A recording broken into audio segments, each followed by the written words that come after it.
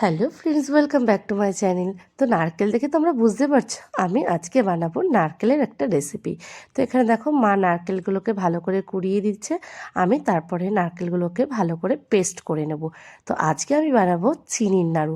তোমরা অনেকেই চিনির নাড়ু খেয়েছো, তো এরকমভাবে বানিয়ে দেখো, খুবই ভালো লাগবে। দেখো আমি পেস্ট করা নারকেলটাকে কড়াইয়ে দিয়ে দিয়েছি।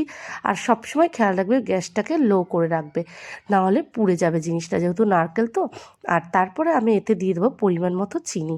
চিনি দিয়ে একটু নাড়িয়ে তারপর আমি দিয়ে দেবো এখানে ৫-৬টা এলাচের গুঁড়ো। এলাচ গুড় থেতো করে আমি দিয়ে দেবো প্রত্যেকে ছড়িয়ে। আর এর সাথে আমি অ্যাড করব ২ প্যাকেট আমুল দুধ।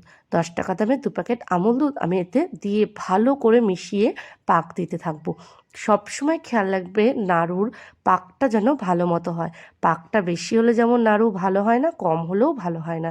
তো মিডিয়াম করে রেখে গ্যাসের ফ্লেমটা মিডিয়াম করে রেখে ভালো করে পাকাতে হবে। পাকিয়ে তারপরে একটা পাত্রে জল বা তোমরা ঘিও নিতে পারো, আমি জলটাই নিয়েছি, আমার হাতের সামনে জলটা ছিল। ওটা নিয়ে হালকা করে হাতটা ভিজিয়ে, যেহেতু গরম থাকে তো, নিয়ে ভালো করে গোল গোল করে নিয়ে তৈরি হয়ে যাবে চিনির নাড়ু। এরকমভাবে বাড়িতে ট্রাই করে দেখো, আশা করি খুবই ভালো লাগবে। আমাদের তো খুবই ভালো লেগেছে। তো চলো আজকের মতন ভিডিওটা এখানেই শেষ করলাম। ভালো লাগলে অবশ্যই লাইক কমেন্ট শেয়ার করে দিও। আর তোমরাও বাড়িতে ট্রাই করে আমাকে কমেন্ট করে জানিও কেমন হলো খেতে। তো চলো, বাই।